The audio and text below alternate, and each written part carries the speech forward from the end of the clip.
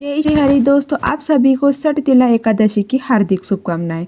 तो मैं इस वीडियो में आपको बताऊंगी तिथि, पूजा, शुभ मुहूर्त और पूजा करके बताऊंगी कि छठ तिला एकादशी की पूजा विधि कैसी है। छठ तिला एकादशी तिथि 2026 एकादशी तिथि शुरू हो रही है 13 जनवरी 2026 को दोपहर 3:16 पर होगी। एकादशी तिथि का समापन होगा 14 जनवरी को शाम 5:52 पर होगा। ऐसे में उदय तिथि को आभार मानते हुए छठ तिला एकादशी का व्रत 14 जनवरी को रखा जाएगा। तो फ्रेंड्स, मैं आपको बताऊंगी छठ तिला एकादशी की व्रत पूजा विधि। तो मैं आप चाहे तो यहाँ पर भगवान श्री विष्णु को विराजमान कर सकते हो, और आपने जो गोपाल जी, लड्डू गोपाल जी की सेवा ली, तो आप उनको भी यहाँ पर विराजमान कर सकते हो। तो मैं यहाँ पर जल से स्नान करवा दूंगी और उसके बाद मैं यहाँ पर उनको दूध से स्नान करवा दूंगी। ठीक है, आप इस प्रकार भगवान श्री लड्डू गोपाल जी को दूध से स्नान करवा दीजिएगा।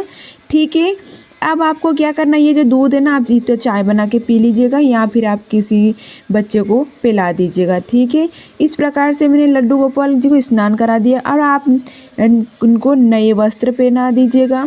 आप इनको नए वस्त्र धारण करवा दीजिएगा। ठीक है, इसी तरह से तो फ्रेंड्स, इस एकादशी पर सर्व सिद्धि योग, अमृत सिद्धि योग भी बन रहे हैं। इस योग को पूजा करने का 2 गुना फल प्राप्त होता है, साथ ही पूजा का अक्षय पुण्य प्राप्त होता है।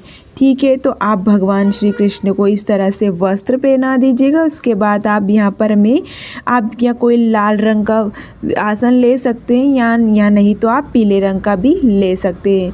आप पीले का ले लीजिए, क्योंकि भगवान विष्णु को यहाँ पर पीले ही रंग बहुत शुभ माना जाता है और उनको अति प्रिय। तो मैंने यहाँ पर भगवान विष्णु की फ़ोटो समर्पित कर दी। आप थोड़ा सा फूल का आसन देते हुए भगवान विष्णु जी की फ़ोटो पर विराजमान कर दीजिए। उसके बाद मैं यहाँ पर जो लड्डू गोपाल जी को मैंने पहले से इनको अच्छे से स्नान करवा दिया है और मैं यहाँ पर उनको विराजमान कर दूँगी फूलों का आसन देते हुए। उसके बाद मैं थोड़े से फूलों का आसन मैंने दिया है, उसके बाद मैं यहाँ पर श्री गणेश जी को विराजमान कर दूंगी। ठीक है, आप इस प्रकार से श्री गणेश जी को विराजमान कर दीजिएगा, क्योंकि इनके बिना तो हमारी पूजा ही अधूरी मान जाती है। सबसे पहले हम उनको ही मनाते हैं। उसके बाद मैं यहाँ पर दीप रख दूंगी। आप शुद्ध देसी घी का दीपक रख दीजिएगा। इसी तरह से आप जल से स्नान करा दीजिएगा, फूलों से जो जल से स्नान करा दीजिएगा। आप भगवान विष्णु को स्नान करा दीजिएगा, आप गणेश जी को स्नान करा दीजिएगा। हमने गोपाल जी को तो पहले से स्नान करवा दिया है। आप उसके बाद हम भगवान विष्णु को तिलक समर्पित करेंगे। फिर हम भगवान गणेश जी को रोली यानी कि कुमकुम से उनको तिलक करेंगे। ठीक, फिर हम गोपाल जी को तिलक करेंगे। उसके बाद हम यहाँ पर अक्षत के रूप में हम यहाँ पर तिल समर्पित करेंगे, क्योंकि ये तिल यानी कि छठ तिला एकादशी के दिन आपको तिल समर्पित करने हैं भगवान को।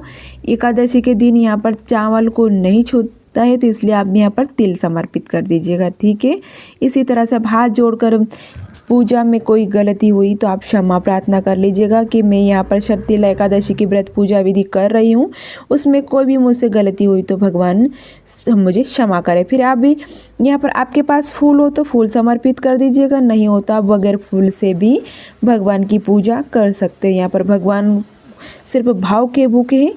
ठीक है, तो मैंने यहाँ पर भगवान विष्णु को फूल अर्पित कर दिया है, मैंने गणेश जी को भी कर दिया और भगवान लड्डू गोपाल जी को भी मैंने फूल अर्पित कर दिया। फिर मैं कलावा समर्पित कर दूंगी। आप इस तरह से भगवान श्री नारायण को कलावा समर्पित कर दीजिए। मैंने गणेश जी को भी कलावा समर्पित कर दिया है और मैंने यहाँ पर भगवान लड्डू गोपाल जी को भी कलावा समर्पित कर दिया है।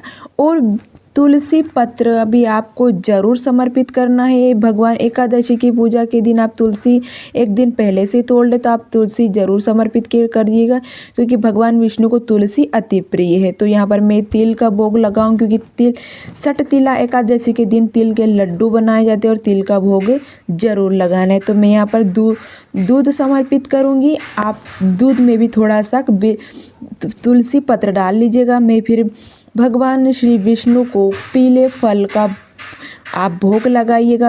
आप केले का भी लगा सकते हैं या फिर आप पीले फल का भोग लगा सकते हैं। फिर मैं यहाँ पर धूप बत्ती लूँगी आरती करने के लिए। ठीक है, और यहाँ पर मैं एक पानी का लोटा रख दूंगी। ठीक है, आप जो भी भोग लगाते हैं ना, भोग लगाने के बाद आपको पानी का लोटा ज़रूर रखना है।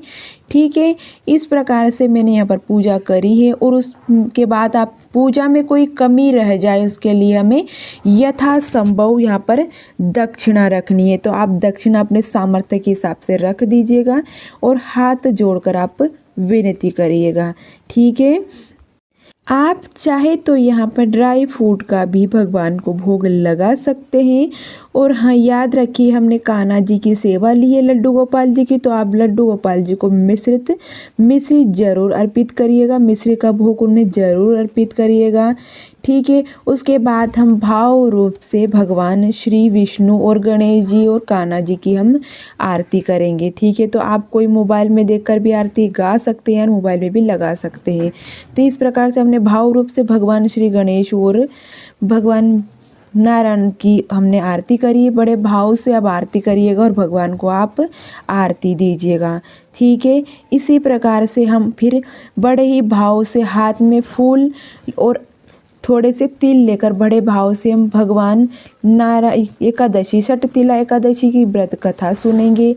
आप इस प्रकार से व्रत कथा सुनने के बाद फिर आप आरती कर दीजिएगा भगवान की। ठीक है, आप आरती करने के बाद जो ये जल पानी का जो गिलास है ना, आप कहीं भी क्योरे में डाल सकते हो। और जो ये तिल की जो प्रसाद है आप किसी भी अपने घर में बांट सकते हो। और जो ये रखे ना यथासंभव दक्षिणा आप किसी भी गरीब को दे दीजिएगा, किसी भी आप यहाँ मंदिर में रख दीजिएगा, दान कर दीजिएगा। तो आपने जो भी ये खाने की जो चीज़ें चढ़ाई हैं भगवान को भोग लगाएं, ये आप अपने घर में बांट दीजिएगा। ठीक है, इसी तरह से आप भगवान श्री विष्णु की पूजा करिएगा। षटतिला एकादशी की पूजा आप इस प्रकार से करिएगा। तो फ्रेंड्स, मैंने बड़े ही भाव से षटतिला एकादशी की व्रत पूजा विधि बताई है। और अब मैं आपको बताऊंगी पारण का समय कब है। यहाँ पर एकादशी तिथि 2026 14 जनवरी एकादशी तिथि प्रारंभ हो रही 13 जनवरी 2026 दोपहर 3:17 से। एकादशी तिथि समाप्त होगी 14 जनवरी 2026 शाम 5:52 से। ठीक है, और अब मैं पारण की विधि बता दूं आपको। पारण कब करना है, व्रत कब तोड़ना है। व्रत पारण तोड़ना है 15 जनवरी 2026 सुबह 7:15 से लेकर 9:21 तक आप कर सकते हो। द्वादशी तिथि समाप्ति 15 जनवरी 2026 रात 8:16। ठीक है, भक्तों एकादशी के दौरान व्रत रखने से द्वादशी तिथि के दिन निर्धारित समय भी भीतर आप पारण कर सकते हैं। ठीक है, तो ये थी षटतिला एकादशी की व्रत पूजा विधि। फ्रेंड्स, मैंने बड़े ही भाव से व्रत आपको षटतिला एकादशी की व्रत पूजा विधि बताई है। तो आपको मेरा वीडियो थोड़ा भी यूजफुल रखा तो वीडियो को लाइक कर दीजिएगा, चैनल को सब्सक्राइब कर दीजिएगा और कमेंट बॉक्स में